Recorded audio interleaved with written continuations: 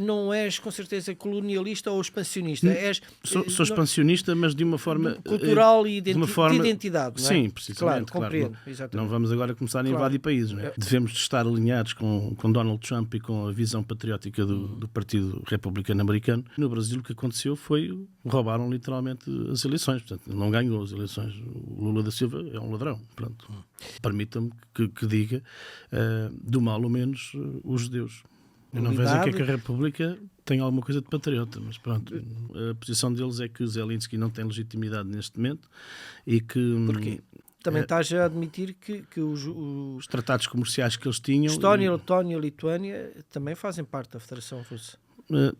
Não, Portugal tem que se voltar a amar a si próprio, porque é um país lindo e maravilhoso, com uma história riquíssima. Olá, bem-vindos à Europa Hoje ao Meio-Dia, um programa dedicado à geopolítica e assuntos europeus. Hoje temos connosco como convidado especial Dom Nuno Henriques Barroso. Todos nós o conhecemos da área da música, muitos de nós namorámos ao som da música dele. Nuno, é um prazer ter-te aqui. Obrigado. Mas, entretanto, vamos passar a nossa vinheta, porque antes da nossa conversa, não se esqueça, durante a vinheta, coloque também o seu gosto, partilhe, porque com a sua ajuda nós acabamos por crescer neste projeto. Até já!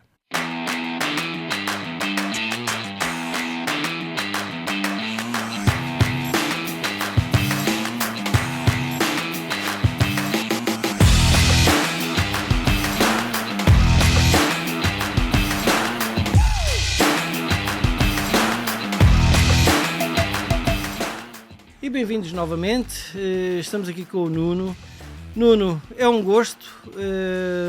Igualmente, obrigado. Toda a gente conhece do mundo da música, mas tu tens tido nos últimos tempos também uma grande atividade cívica, político-partidária, o que acaba por ser algo muito corajoso para alguém que já tem uma vida artística do teu calibre. Antes de nós falarmos um bocadinho sobre Europa, sobre geopolítica, que é aquilo que nos traz até aqui, algo que para aqueles menos atentos acaba por ser curioso. Tu há relativamente pouco tempo adotaste o nome de Dom Nuno Henriques Barroso. Explica-nos o porquê. Nós já falámos um pouco sobre o assunto, sim, mas é sempre interessante saber de onde é que vem o Dom Nuno Henriques Barroso. A Casa de Borgonha é uma casa neste momento que está reaberta em termos de dinastia. Portugal faz parte, na parte monárquica, existem 4 dinastias conhecidas. Uma delas é a Casa Afonsina, Casa de Borgonha Afonsina. Outra é a Casa da Viz, Joanina, por outras palavras. Outra é dos Filipes de Espanha, que também tiveram em Portugal, e outra é a Casa de Bragança. E a Casa de Borgonha, a parte Henriques Barbosa, Medina Vasconcelos, tem ali essa linhagem, que é da parte materna. Sim. Ou seja, tu acabas por ser descendente da linhagem do próprio Dom Afonso Henriques, não é? Sim, é a minha família, exatamente. Isso é fantástico. Diz-me o seguinte... Como eu tenho uma certa curiosidade, eu sou republicano, mas tenho uma grande simpatia pela causa monárquica, até porque une-nos a nós o patriotismo, o amor pela Portugal e pela Portugalidade. Eu não vejo aqui que a República tem alguma coisa de patriota, mas pronto... Desculpa, não me leves a mal. Estamos num governo de gestão com uma república que cai constantemente os governos sucessivamente. Não entendo onde é que está esse patriotismo e onde é que está a estabilidade do sistema social neste momento. Não consigo perceber. Estava a falar pessoalmente o meu sentido patriótico, mas diz-me o seguinte: como é que um monarca como tu, portanto, já dá para ver a insatisfação, como dizia o outro, o Estado, sim. O Estado da Nação, o Estado ao que o Estado chegou. Tu acreditas ou achas que seria possível, ou defendes que Portugal possa regressar a uma monarquia? Penso que será muito difícil, mas a verdade é que, como estamos neste momento, infelizmente, não temos estabilidade e é inconsequente a responsabilidade desta República, que tem vindo a cair sucessivamente com governos com provas mais que dadas de corrupção nas finanças públicas, pode permitir eventualmente uma alteração de Constituição um dia mais tarde ou mais cedo. Isso pode vir a acontecer, claro, com a vontade popular terá que existir, e a vontade militar e das forças de segurança para que tal aconteça, para pôr ordem nesta casa, que é uma casa de anarquia republicana. Sim, eu acho que fiz se calhar mal a pergunta e peço desculpa. Aquilo que eu queria saber da tua opinião... Se há uma hipótese, não sei. Não, eu ver hipótese é difícil, obviamente é muito difícil. Mas ser difícil. Mas eu estou cá para pelo menos dizer umas verdades e tentar. Exatamente, e é para isso que nós também cá estamos. Nós já tivemos a oportunidade de conversar e, como tu sabes, eu fiz um trabalho de pesquisa académica que muito tem bem a ver com a experiência constitucional norueguesa comparada com a portuguesa. Isso é muito interessante, porque eles são uma monarquia. Aliás, a maior parte do norte da Europa, a maior parte são todas monarquias. Aliás, nós estamos rodeados de duas monarquias em Portugal. Uma delas é a espanhola. Exato. E em baixo Marrocos. Se bem que a monarquia espanhola tem nuances muito diferentes da monarquia, sim, e até a inglesa. Cada monarquia tem as suas nuances. Escandinavas. Também não gosto muito da monarquia espanhola, atenção. Mas atenção, há sistemas que dão mais estabilidade, nesse caso particular, no norte da Europa. Se formos comparar os níveis de vida, e se fizeste essa análise, certamente consegues compreender que há realmente uma estabilidade diferente, não só em termos estatais, como também em termos de identificação da nação, porque há um poder moderador por cima do Parlamento, não é? Ou da Assembleia, consoante aquilo que eles tenham. Não, é que está, é que por aquilo que eu estudei, cheguei à conclusão que a figura do rei na Noruega funciona um bocadinho como a figura aqui do Presidente da República. Sim, é basicamente a mesma função, mas tem uma sequência, não é? Ou seja, enquanto o Presidente da República está sujeito ao poder e ao sufrágio público, popular, com apoios ou não para as suas candidaturas comprometedores com lobbies financeiros que depois dominam assim a própria soberania nacional, de certa forma, indiretamente estão a vender e hipotecar a própria soberania. Portanto, é uma antítese, é logo um desacordo entre a soberania e a própria instituição. A República tem esse problema que, de certa forma, compromete os valores e compromete também a própria soberania nacional pelo próprio sufrágio, ou seja, não existe uma independência do poder e estão completamente interligados tanto os lobbies como também quem vai financiar essas próprias campanhas. No caso do Marcelo Rebelo de Sousa foi obviamente o Ricardo Salgado, que está indiciado por crimes de corrupção, assim como também deveria estar. Então essas ligações deviam ser mais estudadas. Sim, mas na Noruega o governo também é eleito. Também há eleições para o governo. Mas o governo tem que ser eleito, tem que haver uma gestão democrática da nação. A monarquia não quer dizer antidemocracia. Exatamente. A monarquia implica uma representação estatal. Nem antiparlamentarismo, porque não, eles são mais parlamentares. Eu não sou antiparlamentar. Eu não sou antiparlamentar, nem nunca se poderia pôr em causa agora um regime monárquico absolutista como existia há muitos séculos atrás. Isso é diferente. Hoje em dia tem que sempre passar a vontade do Parlamento, tem que existir um debate de ideias que é claro, bom e que é visível e que é bom que isso aconteça, que é para poder sugerir também novas propostas e ideias governamentais para o próprio país. Portugal precisa, sem dúvida nenhuma, de uma grande alteração e nesse sentido, então, com os domínios do PS e PSD, com os regimes constantemente instáveis e com provas dadas de corrupção dada, portanto, quer dizer, é mais que óbvio que há um problema na nação também na parte parlamentar. Na soberania também existe, que era aquilo que estávamos a falar em relação à situação da presidência.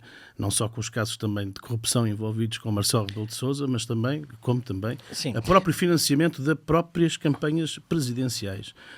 Onde é que se vai buscar esse dinheiro? Obviamente tem compromissos, não é? Há lobbies interessados em ter domínios e ligações fortes com a própria presidência da República. Se bem que quem tem mais influência até acaba por ser o governo, e também há outro tipo de corrupção, média corrupção, que ninguém costuma falar, portanto, não a nível governamental.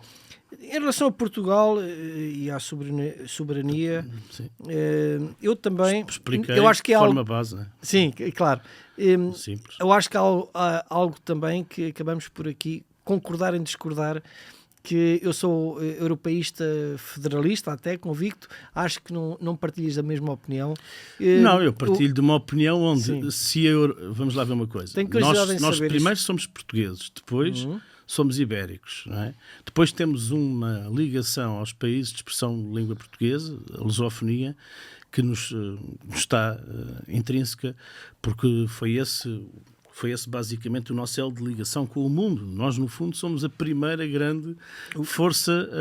Fomos o império mais extenso na história, não é? O chamado Quinto Império, não é? Exatamente. O Quinto Império que, falando, e agora aqui, relembrando Agostinho da Silva, nesse Império do Espírito Santo, ou esse Império Espiritual também que existe, essa missão que fica por ainda concretizar, e eu penso que Portugal tem um caminho que merece ser repensado, porque a Europa não trouxe assim tantos benefícios como isso, e neste momento está uma Europa muito complicada, com uma guerra neste momento a acontecer perto, portanto, com a Ucrânia também, com a OTAN, a própria NATO, não é?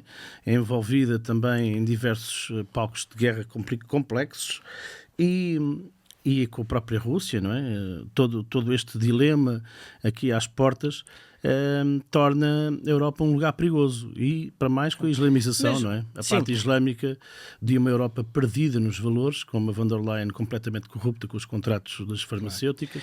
São pessoas que não interessam para Estás a tocar uma série de assuntos até muito importantes, e acabaste de falar em valores, e eu estava precisamente a pensar nisso. Portanto, tu, para além de pertencer já à Casa de Borgonha, tens pertences à Ordem Templária. Sim, sou grande oficial da Ordem dos Cavaleiros de Monsanto, e também faço parte como grande prior da OSMTJ Internacional, via Rudi Stevens. É uma das vertentes internacionais templárias, como também faço parte da parte de Jerusalém. Mas portanto, essas ordens acabam por ser caracterizadas por grandes valores, essencialmente, e neste caso um valor nacional patriótico bastante vincado. Temos até porque há muitos ex-militares, tens razão, etc. Há muitos militares lá dentro, sim, exatamente. Diretores da polícia, etc. Sim, tu achas que de alguma forma estamos a perder valores patrióticos em Portugal? Eu digo isto pelo seguinte: já no meu tempo, eu sou uma geração que não me lembro do 25 de Abril, mas sou da geração pós-25 de Abril. Pois, como eu nasci em 77, já nascemos exatamente, depois somos quase a mesma idade. Do 25 de Abril. E começou a haver ali algum tabu falarmos em país. Acho que ser patriótico era uma coisa que começou a ser um bocadinho betinho, concordo um bocadinho conservador demais. Eu acho que se confunde. Que a questão europeia também tem a ver com essa... Confunde-se o amor a Portugal com uma espécie de... Com o nacionalismo fascista, não é? Com o fascismo e com o nazismo. Isso não tem nada a ver uma coisa com outra. Não tem nada a ver. São coisas totalmente distintas. Acho que devemos de amar a nossa pátria, as nossas tradições, as nossas raízes, a nossa cultura, o nosso regionalismo. Tudo isto implica quem nós somos. A nossa própria teologia, que fez Portugal ser um berço templário, um dos primeiros países de berço templário, interligados, obviamente, ao cristianismo, o reino de Cristo, como diria Dom Dinis, ele que fundou a Ordem de Cristo. Portanto, toda esta situação... O símbolo da cruz de Cristo sim, a cruz de Portugal. Sim, a cruz de Portugal tem a ver com tudo isso. Os simbolismos têm todos e estão interligados a este. Ou seja, o país foi reconquistado, atenção, em termos para na altura, para o cristianismo, para criar um reino de Cristo. Ele sim aprovado em 1179 pela bula papal do Papa Alexandre III de Roma, não é? Ou seja, nós somos um país que está interligado intrinsecamente a esta teologia cristã, que neste momento está a ser ameaçada por uma invasão islâmica completamente descontrolada, por uma Europa completamente perdida de valores, e aí a Europa não tem razão e está a criar a sua própria fossa e o seu próprio abismo. Portanto, a Europa é neste momento um problema para as soberanias nacionais e está a tentar diluir as nações de uma forma que está a desconstruir toda a nossa história, toda a nossa identidade. E Portugal está a ficar descaracterizado e cada vez mais perigoso, com mais criminalidade crescente. As pessoas não gostam do que está a acontecer nem nesta Europa, nem com estes governantes europeus. Portanto, nós temos que repensar muito bem a soberania portuguesa nesse sentido. Porque, primeiro, acima de tudo, temos que proteger os nossos e os nossos filhos e o futuro desta nação. Isso acima de qualquer outra coisa. E depois, a parte federativa, eu concordo, mas que federação e com quem é que fazemos alianças, não é? Não, aqui, com esta Europa federação... que nos obriga a vacinar, que nos, cortou a liberdade com os lockdowns, esta Europa não presta para nada. Mas, Nuno, quando eu falo em federação, tem a ver com o quê? Tem a ver com, na minha opinião, não sei se concordas comigo, mas a Europa tem pecado exatamente por defeito, não por excesso. E por defeito em termos também tem coisas boas, atenção. Sim, claro, mas esta incerteza e toda esta subserviência quase que tem acontecido até em relação a outros blocos, não só dos Estados Unidos, mesmo os blocos orientais, e agora com uma certa que tu chamas de invasão islâmica, não podemos um descontrole, negar. É financiado por Jorge Soros, não há nada aqui que seja, é tudo premeditado, infelizmente, e é financiado por Jorge Soros, as coisas são o que são, e eu digo as coisas exatamente como elas são. Mohamed Gaddafi dizia, não vale a pena combatê-los, basta só povoá-los que nós vamos... Pelo ventre das nossas mulheres vamos isto não tem nada a ver... a Europa, e o Gaddafi falava nisso, exatamente. Sim, lembraste muito bem. Nós somos totalmente anti-racismo, anti-xenofobia, não tem nada a ver nem com islamofobia. Na lei da reciprocidade. Não tem nada a ver com isso, mas tem a ver e acho que Portugal tem um teor cristão que, se acontecesse aquilo que acontece lá no país deles, certamente já tinham cortado a cabeça a muitos cristãos. E nós cá permitimos demasiado, somos demasiado permissivos e temos que também, às vezes, dar um murro na mesa no sentido de dizer que temos que parar com isto. Como é que tu vês a questão... Senão qualquer dia não temos noção. Exatamente. Como é que tu vês a questão de que aqui nós somos tão permissivos em todas as questões, inclusive é uma fraqueza às vezes, uma fragilidade a mais. E depois acabamos por ser tão cumpridores quando vamos para o Médio Oriente, quando vamos para outros... Cumpridores? Nós fizemos parte de um genocídio no Médio Oriente. Por exemplo, a invasão... Ou seja, isto também tem aqui lei do retorno... Estás a falar de quê? Estou a falar do Iraque, por exemplo, como com o Durão Barroso, George Bush, na altura, por exemplo, encontrarem-se nos Açores, de onde vim agora, há 2 dias por acaso, ali perto da base das Lajes, e, portanto, todo este género de problemas internacionais, não é por acaso que ainda agora há uns dias também houve problemas com um iraquiano que estava, não é, e esfaqueou um guarda, não é, da GNR. As coisas, a mal ou bem, têm sempre relações, porque neste momento o Ocidente não é bem visto no Médio Oriente. Temos provocado também muita instabilidade, e agora falo até enquanto... Não, até porque o Ocidente acabou por colonizar o Médio Oriente. Hoje em dia nós temos fronteiras no Médio Oriente que são fronteiras impostas pelos ingleses, pelos franceses. Portanto, está mal dividido. No Médio Oriente há ali um problema relacionado sim com o antigo Império Britânico, e esse problema convém ser solucionado. No entanto, isso já nos estamos a afastar um bocado do prisma europeu, que é outro prisma, mas que neste momento, obviamente, os nossos parceiros estratégicos, e falando de geoestratégica, que estavas a falar, política, são os Estados Unidos, supostamente. Eu acho que devemos estar alinhados com Donald Trump e com a visão patriótica do Partido Republicano Americano. Neste momento ele é o presidente, e portanto devemos começar a perceber diversas visões que são completamente diferentes desta Europa interligada a redes muito complexas de domínio. Portanto, eu não tenho uma visão de Jorge Soros, não tenho uma visão europeísta, federalista, que acaba com a soberania das nações. Ou seja, eu acredito que Portugal... no federalismo... Se a Europa mudar de curso, se a Europa mudar de rumo, se houver uma Europa que realmente não seja uma Europa, há três mudanças diferentes, porque nós vivemos na última, nós só temos a primeira, depois a terceira e a quarta e a quinta e a sexta mudança nós não temos. Nós vivemos numa Europa a várias dimensões. Porque é que um professor português, por exemplo, ganha muito menos do que um professor Olha, num caso da Portugal, Dinamarca ou na Noruega, em Portugal casos de monarquias muito menos em Leiria, por exemplo, do que em Lisboa. Pronto, mas não é assim. Então, para isso, para haver uma verdadeira Europa, tem que haver também um verdadeiro equilíbrio. E esse equilíbrio passa por o reconhecimento das profissões a nível, então, europeu. Com uma política europeísta... Uma uniformização. Uma uniformização, obviamente. Então, mas para haver uma Europa... isso é exatamente o contrário de dar soberania aos Estados? Não, acho que isso é uniformizar, então, sendo assim, isso é uma coisa diferente. É uniformizar a federação, caso nós queiramos estar nessa federação, porque muitas vezes a entrada da Europa prejudicou a economia portuguesa também. Não é pagarem-nos para não produzir que a gente vai ter um bom desenvolvimento de produtividade, certamente. Estás a falar em relação às cotas, etc. Estou a falar a diversos níveis. A pesqueira, Portugal tem nos prejudicou bastante. E não foi só a pesqueira. Sim, pagam-nos para não produzir. Sim. Porque querem controlar, obviamente, o sistema produtivo. Nós temos que ter um sistema cada vez mais independente e que promova a produtividade, não é que promova a dependência.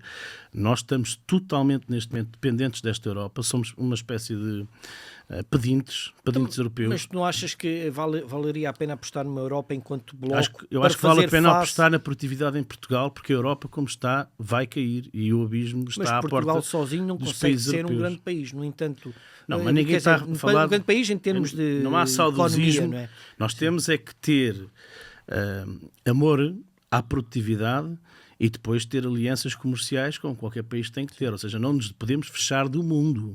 Não é isso que eu estou a dizer. Estou a dizer é que devemos alimentar... Olhar um bocadinho mais para nós, alimentar, não é? Não, devemos produzir, ter um produto interno bruto que realmente nos faça ser orgulhosos de nós próprios. Isso não quer dizer... ter algo diferenciador, talvez, que é possível. E depois, com a nossa amplitude comercial geográfica nos países de expressão portuguesa, lá está, eu acredito numa federação... Concordo contigo. E agora vou-te até, inclusive, perguntar o seguinte... Eu acho que é mais para aí. Exato. Eu acho que era isso que tu ias dizer. Eu gosto da Commonwealth. Commonwealth à portuguesa. Commonwealth à portuguesa, exatamente. É essa a expressão que eu costumo usar. Para haver um sistema federativo que seja com os cidadãos dos países de expressão portuguesa. Claro, os países têm que manter a sua autonomia, porque aqui não há donos de ninguém. Podemos é caminhar juntos em alguns princípios. E esses princípios já existem porque a história os fez. E há nós temos para além da consanguinidade que existe. O problema é que temos um Brasil com a liderança que nós sabemos, que seria quase impossível uma situação dessas. Temos um Moçambique agora o Brasil terá que se resolver agora também, porque, como sabemos, aquilo foi uma farsa, muita coisa que aconteceu no Brasil, com Lula da Silva, que indiciado tantos crimes e depois é de repente quase milagrosamente, magicamente ilibado, quando os juízes já tinham todos assinado a sua própria culpa. Portanto, sabemos que mais tarde ou mais cedo a verdade virá ao de cima no Brasil e os patriotas provavelmente vão tomar o poder. Aliás, ainda para mais agora com esta ligação, esta crispação com os Estados Unidos, porque ali no Brasil o que aconteceu foi roubaram literalmente as eleições. Portanto, não ganhou as eleições. O Lula da Silva é um ladrão. Pronto. Eu gostaria de regressar à questão da Europa e mais propriamente ao que está a acontecer agora na Ucrânia, mas antes disso passar por dois sítios geográficos do mundo, um deles Médio Oriente, o outro China e Taiwan. Rapidamente, sobre o Médio Oriente, vamos fazer aqui uma pequena viagem. Vamos então ali à Ásia. Vamos dar aqui uma volta. Vamos dar aqui uma volta. Uma volta aqui ao continente. Terei prazer em demonstrar a minha opinião, mas atenção que não sou nenhum supra-sumo, farei a minha visão dos acontecimentos consoante também os interesses. Claro, e uma coisa é uma visão europeísta, outra coisa era sobreviver-se lá, não é? Claro, não sei muito bem. Não, é o grande problema, é que às vezes nós temos uma grande tendência... Aqui armarem, claro. Ok, mas falarei, sim. Em relação ao Médio Oriente, temos aqui uma grande questão, que é a questão israelo-palestiniana, que também tem a ver com outra grande questão, que é o Irão. Sim, o Irão é uma guerra que provavelmente irá acontecer em breve. Sim. Tu achas que aquilo é uma guerra interminável, que não há ali grande solução, ou acreditas até que possa haver ali... É muito complicado responder a essa pergunta, mas ainda bem que tocas nela. Até sou cavaleiro de Jerusalém, portanto faz sentido estar a falar sobre isso. Faz todo sentido, exatamente. Temos os estudos, recebo sempre, por acaso Agora estamos na Semana Pascal e, portanto, faz muito sentido essa questão. Eu acho que faz muita falta, eu vou falar sobre a visão portuguesa e a visão cristã, faz muita falta ao Médio Oriente um cristianismo mais forte. A visão da tolerância, a visão do entendimento entre as religiões não é fácil quando existem tantas e profundas mágoas no passado. Desde o tempo do Saladino, que existem guerras constantes entre a parte... Jerusalém era uma cidade cristã, não é? Sim. Como sabemos, é uma cidade templária cristã. É que depois foi conquistada por Saladino. Foi alternando. Foi alternando, sim. Aliás, agora, chegou a ser uma cidade, tem piada, uma cidade romana, hebraica, cidade romana e depois romana pagã, depois cristão, onde árabe. Os romanos permitiam portanto, liberdade religiosa, uma certa liberdade religiosa, desde que não se metessem até à altura de Jesus Cristo. Desde que não se metessem com o domínio. Não foi propriamente Roma a principal culpada por este martírio, por esta crucificação, não é? Aliás, como dizia Pôncio Pilatos 3 vezes, eu não vejo mal neste homem para o condenar à morte. Mas pronto, escolheram Barrabás. E então faz-me lembrar um pouco ainda que em Jerusalém e principalmente no Médio Oriente, ali parte de Israel, o reino de Judeia, né, o reino de David, quer a construção do terceiro templo. Temos que ir ao cerne da questão. E enquanto o terceiro templo não for construído, não vão descansar. Portanto, faz parte da concretização das profecias. Mas tu não achas... Sim, isso é verdade. Inclusive há uma série de preceitos... E eu estou à espera, precisamente, a aguardar que isso também aconteça. Portanto, eu vou ter que ser sincero. Eu não gosto de uma civilização. Eu acho que mais tarde ou mais cedo as coisas vão acontecendo, porque neste momento o conflito é demasiado grande. Não sou a favor de nenhum género de genocídios, como é lógico. Sim, claro. mas tem que valorizar uma visão mais ocidental e com os nossos aliados, que são os Estados Unidos, a Israel e esta estranha Europa com a qual eu não me identifico. Eu acho que Portugal tem uma visão cristã diferente disto tudo, ou seja, faz falta a Jerusalém e a Shoah. Mas vamos aqui só adiantar para não perdermos também, para darmos a volta ao continente e termos tempo disso. Estavas a falar em relação ao terceiro templo, estarás à espera. O terceiro templo, segundo as Escrituras e segundo a questão geográfica, para isso ocorrer, é necessário haver algo extremamente dramático que vai ser construído exatamente no sítio onde hoje existe a mesquita de Al-Aqsa. Nós no permitimos centro de Jerusalém. Isso iria colocar em questão... Eu não sei, eu exatamente sei que portanto, já está em fase de construção vários projetos também, e neste momento penso que as coisas estão precisamente a encaminhar-se para esse sentido. Não achas que isso iria criar Acho que temos que assumir, e é melhor para a humanidade que haja uma resolução do conflito que ponha termo à solução. Então, mas isso implica quase que uma negação aos palestinianos. Implica o domínio territorial. É isso. Porque nós não temos que ver com... nós cristãos, por exemplo, temos que perceber que somos perseguidos tanto pelos judeus como também pelos próprios islâmicos radicais. E, portanto, não somos um povo muito bem-vindo tanto de um lado como do outro. Porque... Aliás, os cristãos passam na rua e cospem-lhes em cima às vezes. A imagem os que judeus. Eles têm também alguns judeus também, não são todos os judeus, porque há judeus, por exemplo, que são judeus mais relacionados e que são tolerantes com a Igreja Cristã também. Portanto, nem todos são iguais, e certamente também há islâmicos que também não são todos iguais, porque há islâmicos mais moderados. Não, é claro. Os Ismaeli, por exemplo, são uma tendência islâmica muito mais moderadora, com a qual até tenho uma certa simpatia, mas quer dizer, não sou, mas compreendo uma visão menos fundamentalista, desde que as pessoas consigam viver em paz. Sabes que era aquilo que devia de existir, não é? Os cristãos também são vistos ainda como historicamente como como os grandes invasores e assassinos do tempo das cruzadas. É a imagem que eles têm de nós. Nós estávamos lá e depois eles também mataram e assassinaram muitos. Portanto, há aqui um problema histórico do domínio de Jerusalém. A cidade sagrada sempre foi muito querida na altura, porque quem domina o Médio Oriente, de certa forma, domina o mundo espiritual, e agora falamos noutra parte, não é? Sim. Que é a parte de... eu acho que tem que haver, acima de tudo, desenvolvimento e progresso. Eu não queria viver numa sociedade islâmica, por exemplo, preferia muito mais viver numa sociedade mais evoluída, mais ligada à civilização, ao conhecimento científico e a uma educação mais, com mais tolerância. E aí, desse lado, permita-me que diga, do mal ou menos, os judeus.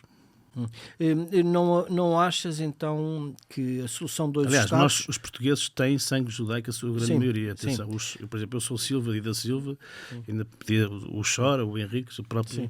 Há uma linhagem. Somos judeus, exato. Portanto, também tens. Sim. Os Pereiras, os Oliveiras... E o Romeiro é especificamente dos novos cristãos que acabaram por se converter. Agora, diz-me... Temos estas ligações.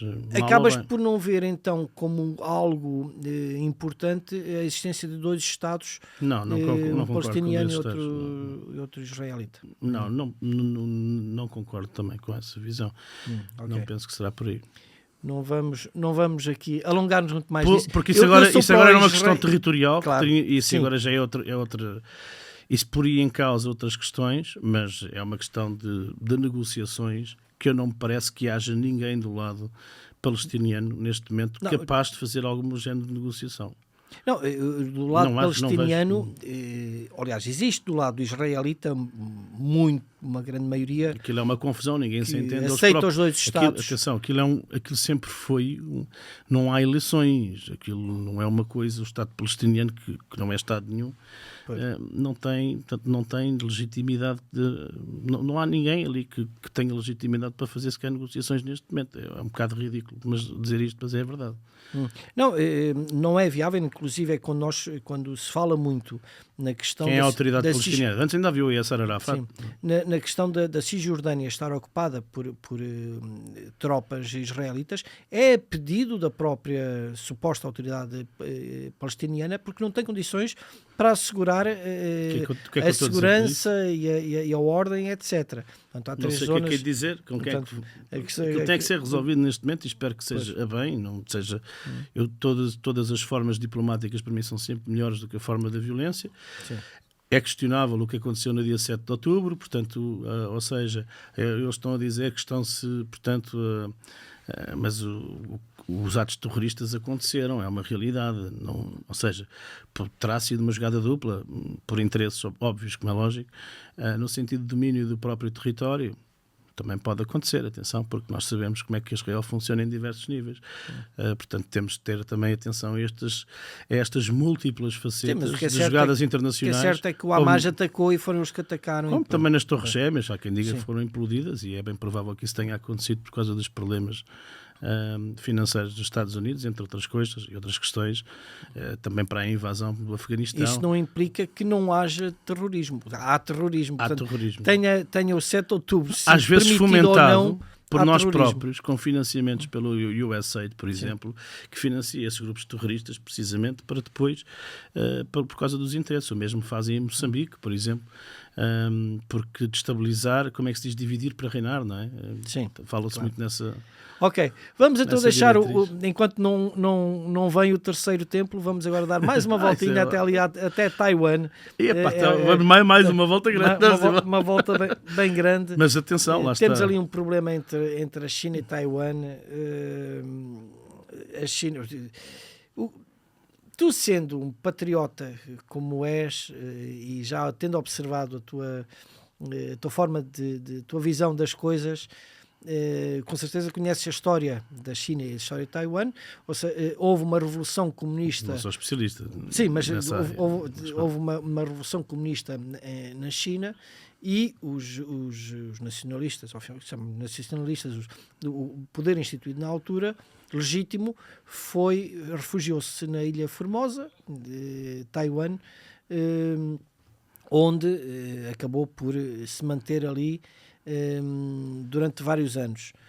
Durante muitos anos, inclusive as Nações Unidas e Estados Unidos reconheciam Taiwan como a única China, porque era o governo legítimo, mas depois com o passar do tempo foi a China que hoje conhecemos, que acabou por se impor até economicamente. Completamente. Portanto, e hoje eles estão a reclamar que Taiwan lhes pertence à China, portanto que não faz sentido e eles têm que reaver aquele território. Mas não achas que tecnicamente é ao contrário? A China é que pertence a Taiwan, porque se formos bem a ver, é o território, é o governo legítimo. É questionável. Critique só não os países são feitos por poder económico, poder militar, e é assim que se reformulam as fronteiras, quer se queira, quer não. E, portanto, às vezes as coisas transformam-se, infelizmente ou felizmente, depende do ponto de vista. A questão é que a China é um monstro da economia mundial. É o país, neste momento, com mais margem de progressão nos últimos anos, que se afirmou de uma forma constante a nível tecnológico, a nível de desenvolvimento. E eu não gosto muito destas guerras entre Estados Unidos e China. Penso que deveria de haver trabalhar com as grandes potências, devia de haver respeito e ao mesmo tempo não haver este género de tensões, mas aí neste caso com Taiwan isso põe em causa os interesses americanos e os interesses do outro lado chineses. Porque Taiwan produz 80% dos semicondutores de todo o mundo, que acaba por ter também uma influência económica extremamente importante. E Taiwan, como sabemos, é protegido pelo Ocidente, por outras palavras, e a China tem a sua própria rede de influência noutras áreas.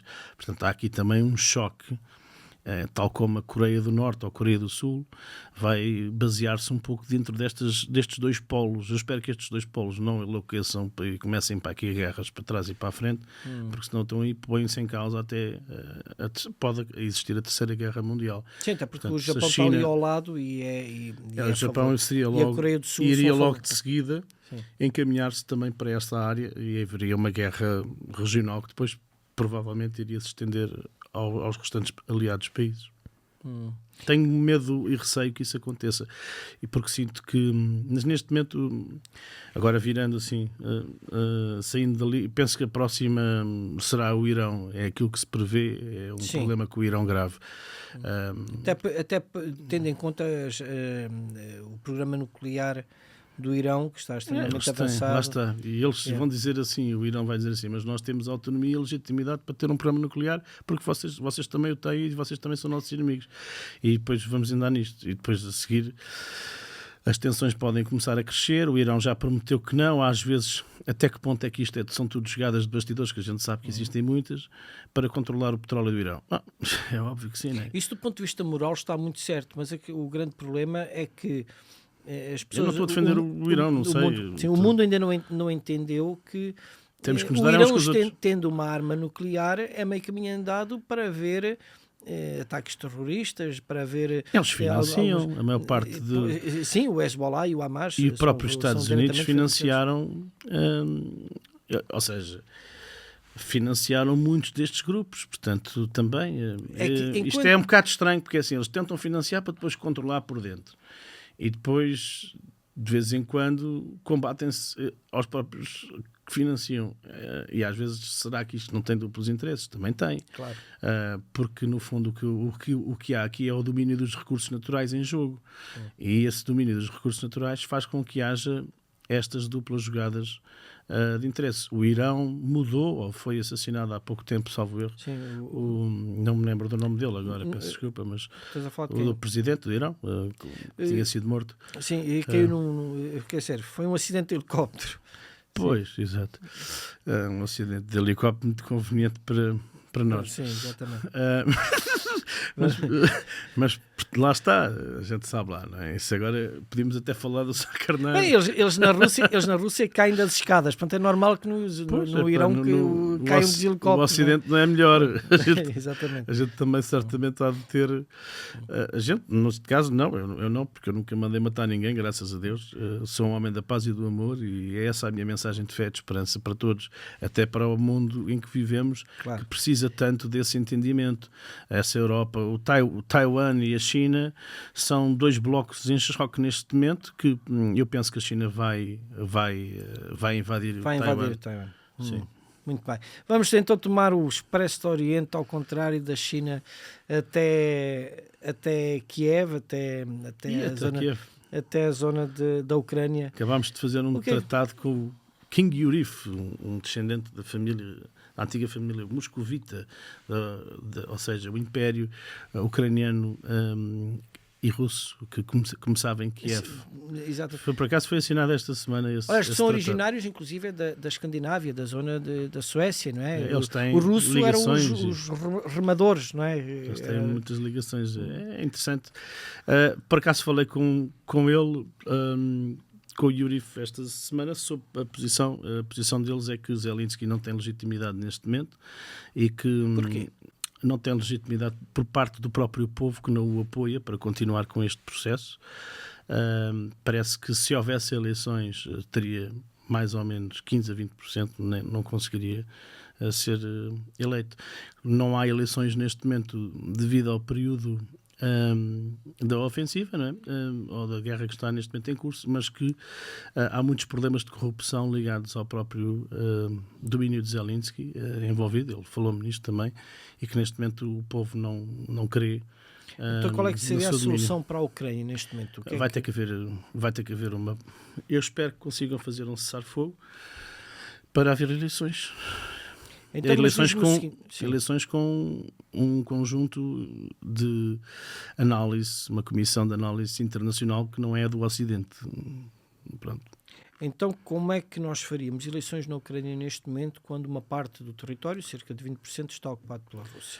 Isso é uma questão muito interessante para responder, porque essa ocupação também é sujeita de análise. Ou seja, quem é que está a ocupar o quê e aonde. Era preciso uma análise mais concreta geográfica para saber quem é que está a dominar esse território, se esse território faz parte ou se vai a eleições ou não. Portanto, pois, porque se for a eleições, temos ali um grande problema. As eleições, todas as resoluções que passarem pela Ucrânia têm que obrigatoriamente passar pela Rússia. Se não formos eleições também, as eleições não são completas, também não são constitucionais. Nós não fazemos parte da Federação Russa, nós fazemos parte da NATO e não devíamos de estar envolvidos neste. A nossa posição, a posição minha e da Casa de Borgonha é de neutralidade total em relação ao conflito. Mas não achas que nós devíamos tomar providências, tendo em conta... Acho que a Rússia terá que fazer a ameaça russa, que é real. Acho que a Rússia terá que fazer um acordo com o domínio da próxima gestão da Ucrânia. É a minha opinião. E penso que até para a Ucrânia seria bom uma reformulação de sistema muito grande. Penso que os Estados Unidos têm um papel a dizer, não é? Mas os Estados Unidos não são a força mais importante neste momento para essa diplomacia. Deve a diplomacia passar pela Ucrânia e pela Rússia. E a NATO pode dizer qualquer coisa, mas eles não fazem parte da NATO. E nunca vão fazer. Portanto, isso é tirar essa ideia. Nós não temos nada que estar a fazer coisas que estamos a fazer na Ucrânia. Nem nunca devíamos ter apoiado esta loucura. Mas diz-me o seguinte, tu não achas que havendo eleições na Ucrânia corremos o risco de... Primeiro tem que haver cessar-fogo, não é eleições. Sim, claro. Só óbvio, pode haver eleições se eles conseguirem conversar os dois lados, não é? Há uma coisa que o Trump tem razão. Continua a morrer gente. Mas sim, qual é a solução? Pelo menos tentou pô-los a falar, mas ele também...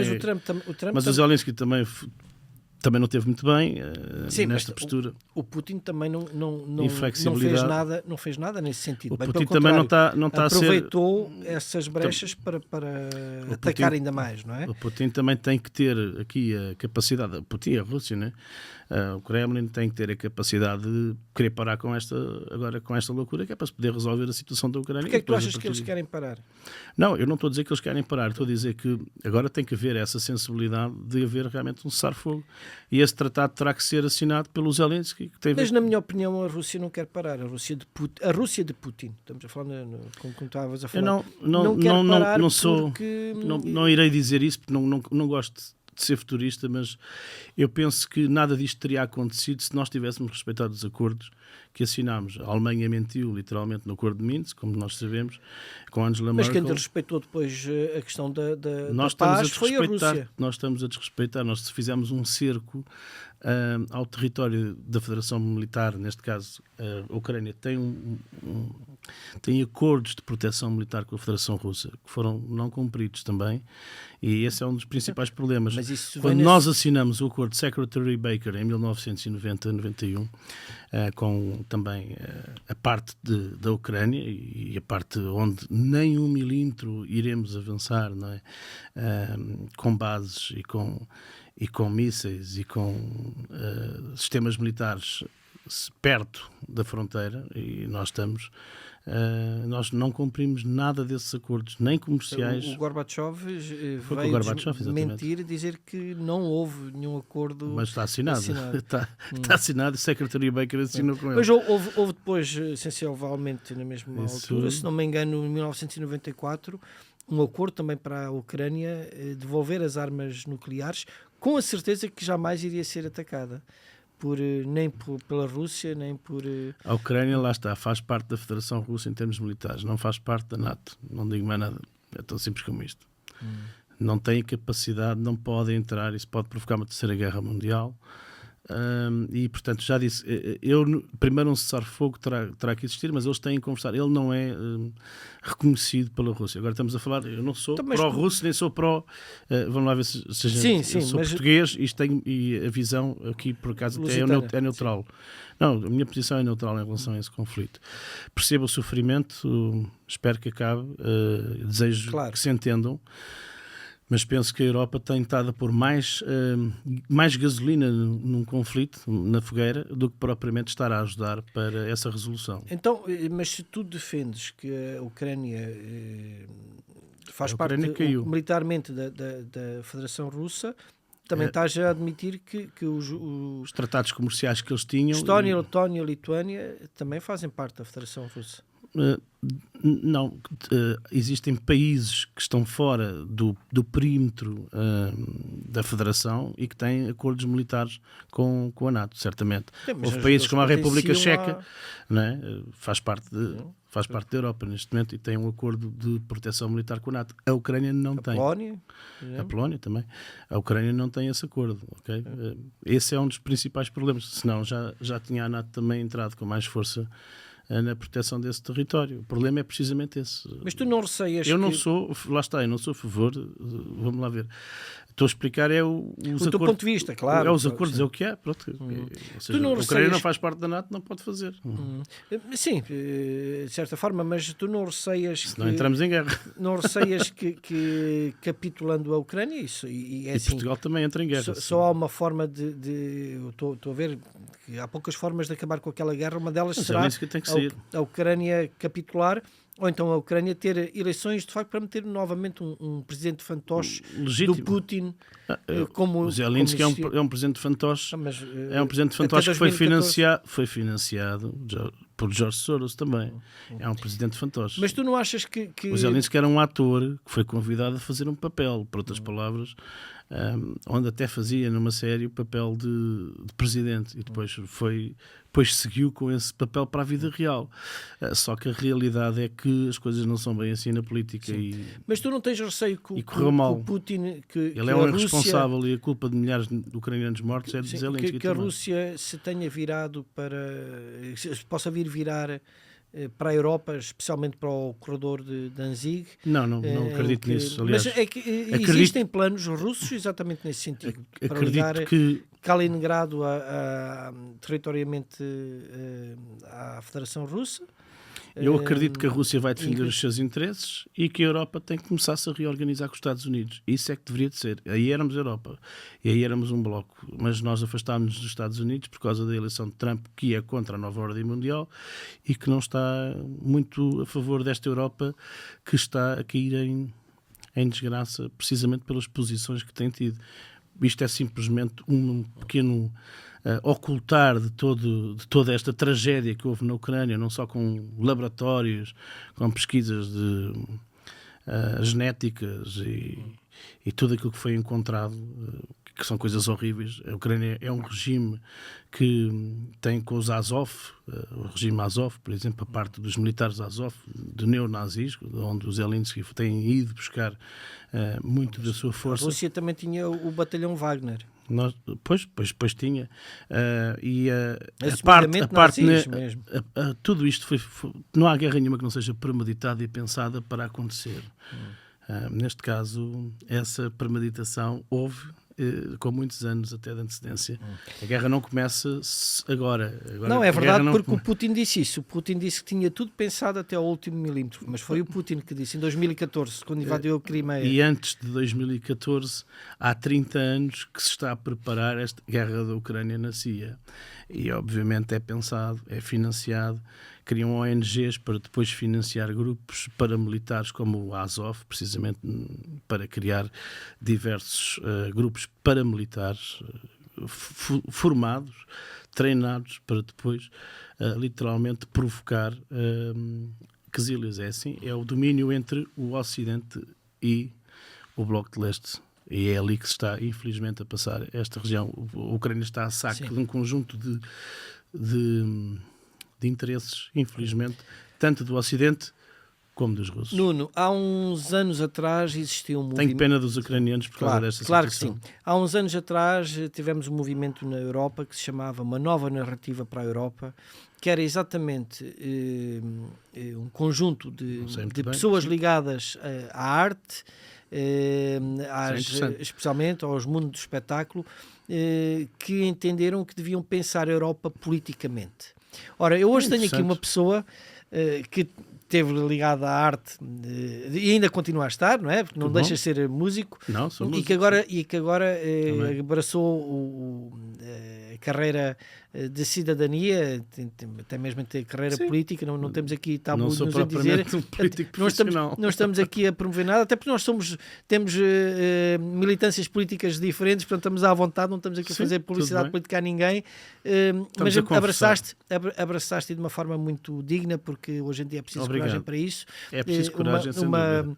Mas fui muito atacado por dizer algumas verdades em relação à islamização e às vacinas e essas coisas. Mas vamos lá ver o seguinte, houve essa nova narrativa para a Europa e acreditavam que a Europa está tão farta de políticos e economistas a pensar da Europa de uma forma tão economicista, sendo a Europa dos tratados, que a Europa merecia um outro tipo de narrativa, outro tipo de visão. Concordo. Até se calhar mais do ponto de vista, porque não os artistas, para pensarem de uma forma mais romancista. Achas que sim que nós devíamos ter essa visão na Europa? Acho que o sonho que aí tu poderias tornar-te europeu?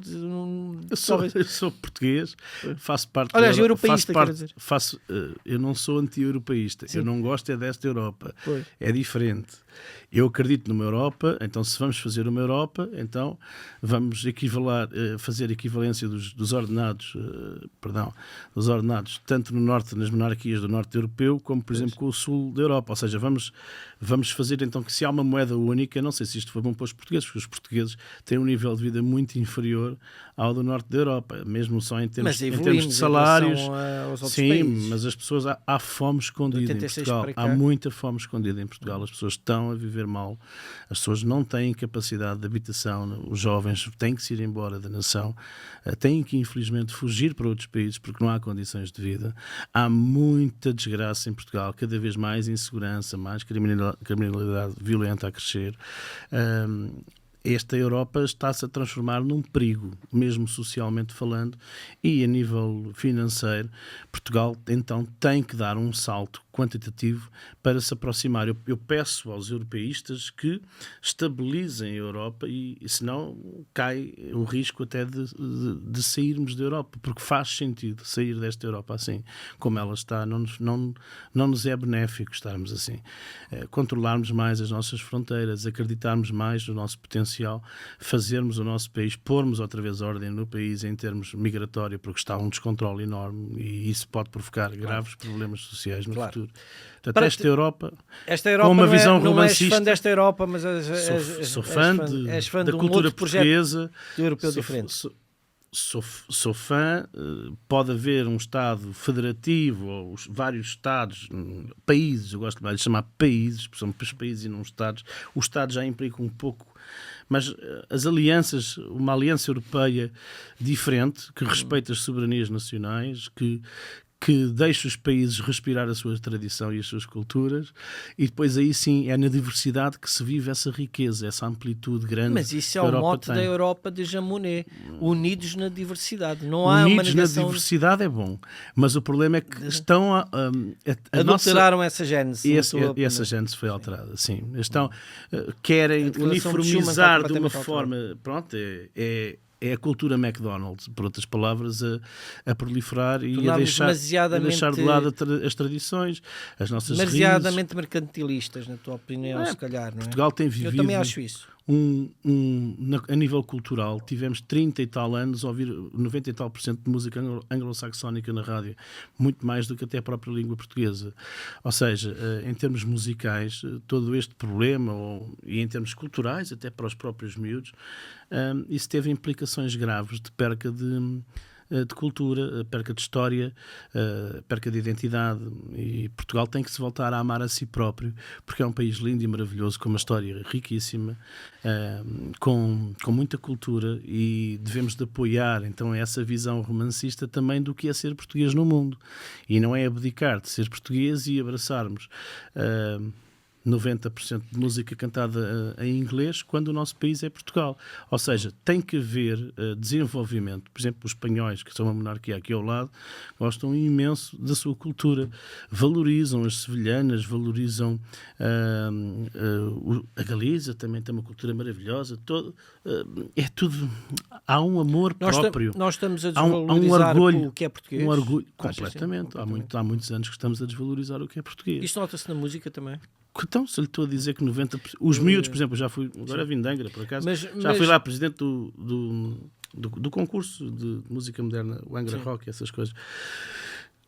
E já fui presidente em diversas coisas nessa área. Sou presidente da NOLAP, Núcleo Académico de Letras e Artes de Portugal. E há uma envolvência cultural que Portugal tem através da sua própria língua. Somos 300 milhões de falantes de língua portuguesa no mundo inteiro. Somos a quinta língua mais falada no mundo. Somos 300 milhões. A primeira, no fundo não somos bem a quinta, mas pronto. Quer dizer, mas se nós considerarmos o mandarim, o cantonês, a mesma coisa, não é? Entretanto, de qualquer das maneiras, temos um país maravilhoso também. Não somos tantos, mas a língua portuguesa, Portugal estende-se, o português estende-se para outras, para além-mar, para os 4 cantos do mundo. Essa espiritualidade sagrada que nos fez viajar, onde a palavra, a cultura é o verbo, é o evangelho em movimento. É esse sentimento da Portugalidade intrínseca que nós estamos a perder. É essa noção de responsabilidade de um país que dividiu o mundo com o Tratado de Tordesilhas, no dia 7 de outubro, e que agora gosta da sua condição de submissão. E eu não gosto dessa condição de submissão. Sim. Eu gosto da condição de assumir a grandeza desta espiritualidade. E por isso não posso abdicar, ser submisso e dizer assim, eu gosto da Europa porque... Reclamar a nossa história. É reclamar e assumi-la. Sim. E se quiserem caminhar connosco, sejam eles... de que país forem, nós teremos prazer em caminhar com os outros, mas de cabeça levantada. Sim, e que nos respeitem com todo o valor que o povo português... Mas também é preciso que o povo português entenda isso, que nós temos o valor... Esse é outro problema, porque a doutrinação já foi feita. Uma autoestima muito mais... Lá, exatamente. A comunicação social miserável que nós temos tido também participou nesta doutrinação. A estupidificação das pessoas através dos meios de comunicação social. E as redes sociais não têm ajudado muito nisso. Nuno, também, sim. Tem sido fantástica esta... Muito obrigado. Também estou a gostar muito de conversar contigo. Conversa. Nós estamos, inclusive, aqui a ver uma outra faceta... Já ganhaste o título de Dom, também, pronto, já estás aqui, Lorde Romeira. Lorde Romeira. Isso agrada, não é? Para um republicano, olha, paciência, há sempre aqui tempo para tudo. É uma forma de nós entrarmos por dentro. Sem dúvida alguma. Pelo menos, como estava a dizer há bocadinho, nós temos aqui ligações patrióticas. Eu sou candidato à República Circense, não é? Sou um dos candidatos, assumi que é para ir dizer a verdade do roubo histórico e da traição à pátria que se tem feito. Claro. E é por isso mesmo também que gosto de dizer as verdades. E ser patriota não é ser nacionalista, são coisas diferentes. Mas o nacionalismo não tem mal se for equilibrado. O seu patriota também é positivo. Estamos a falar no sentido semântico que é dado normalmente. Pois, esse é o problema. Isso é um problema de conceito que não há aqui nazis, não é? Ninguém exatamente, quer... obviamente. Aliás, não. nem racismo, porque há portugueses de diversas cores, e o que interessa aqui é o respeito, a cultura, a educação, os mulatos, ou seja, quem a melhor espiritualidade, do que uma ligação com pessoas com outra cultura, do que os portugueses que não tiveram preconceitos em constituir família com africanos. Existe consanguinidade. Exatamente. Existe consanguinidade. Acaba por ser muito nosso também, e temos aqui grandes amigos, inclusive músicos cabo-verdianos e angolanos. Claro, Cabo Verde tem uma história, não existia gente em Cabo Verde, eram arquipélagos com uma identidade lusitana, aliás, lusófona. A minha avó, Flora Henriques, eles tinham lá grande, Quitas de Café, ela ainda nasceu lá, mas depois voltaram, pronto. E, portanto, a parte de ligação portuguesa à espiritualidade também desses arquipélagos, como ainda agora nos Açores, ou na Madeira, ou Cabo Verde. Cabo Verde agora, como país independente, ficou ali um bocado meio à solta depois do 25 de Abril, aquilo ficou assim meio... porque nunca houve guerra ali, não é? E é diferente, a consanguinidade, a espiritualidade portuguesa, eu diria... Nesta amplitude da Alemar, da lusofonia, lá está, eu acredito realmente... Na lusofonia, na Commonwealth portuguesa. Numa Commonwealth portuguesa, sim. E eu acho que isso será... Também São Tomé e Príncipe, o arquipélago, não é? Depois tem lá também aquelas ilhas maravilhosas. Não nos esqueçamos ainda de Timor. Leste. Calma. Maravilha. Exatamente. Pronto. Macau, pronto, agora, diferente. Infelizmente, temos a administração está a sair. Inclusive na Índia, Goa... Sim, existem ligações. Portugal foi um império, não é? Não podemos esquecer a dimensão daquilo que estamos a falar. Às vezes até talvez tão vasto, como diria Luís Vaz de Camões, vastidão a mais, e depois não se consegue propriamente governar, porque era muito amplo. É um império demasiado amplo para ser... Portanto, eu não sou, atenção, nostálgico, a nostalgia existe. Sim. Nesta espiritualidade... Mas não és, com certeza, colonialista ou expansionista? Sou expansionista, mas de uma forma... Cultural e de identidade, não é? Sim, precisamente. Claro, compreendo. Não vamos agora começar a invadir países, não é? Óbvio, não é? Ou seja, o que se pode fazer é tratados e alianças, que é aquilo que eu tenho feito através da Casa Real e das partes templárias. O que se pode fazer é tratados e alianças de cooperação e amizade. Claro. Não se pode fazer muito mais do que isso. Aquilo que se sugere... E já isso seria bastante... Claro, aquilo que se sugere com essa Lusitânia, ou essa Commonwealth à portuguesa, essa lusofonia que se junta nesta amplitude maior do que nós próprios, Portugal, não é só um retângulo. Há uma espiritualidade envolvida, a Santa Gralidade, não é? O Santo Grau em movimento, o sangue de Cristo, a percorrer esses mares, esses universos, não é? E a partir daí... a expansão da palavra, do verbo e do sentir daquilo que é a espiritualidade cristã e o desenvolvimento do Santo Grau por terras distantes e de além mar. Neste caso particular, é Cristo em movimento. É o reino de Cristo, por outras palavras, que estamos a falar também. Eu acredito nessa palavra, nesse verbo, nesse evangelho de esperança, nesse evangelho de fé e de crença. Parte para mim muito através da base dessa espiritualidade, a minha força, a minha determinação, no sentido de querer, ao mesmo tempo, fazer a recuperação teológica de um país, neste momento, perdido, sem rumo, laico, sem o mínimo de noção do que é que estes valores de ética correspondem. Ok. Estamos mesmo a acabar, Nuno, mas antes de acabarmos, eu vou-te fazer uma maldade e não vou resistir a isso.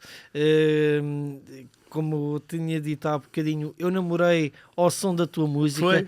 E tu não eu já contribuí mais para a taxa de natalidade do que qualquer política nacional. Não tenho quaisquer dúvidas e não te vou deixar daqui sair sem...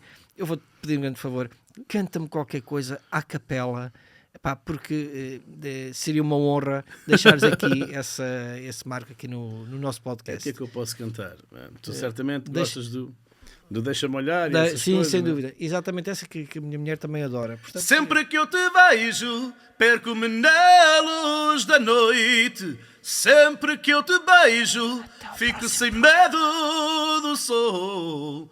Noites sem ti, onde eu me perco, procuro por mim na paixão do incerto e saber que me amas, mas mesmo assim basta para ti dizeres que sim, mesmo quando eu vou.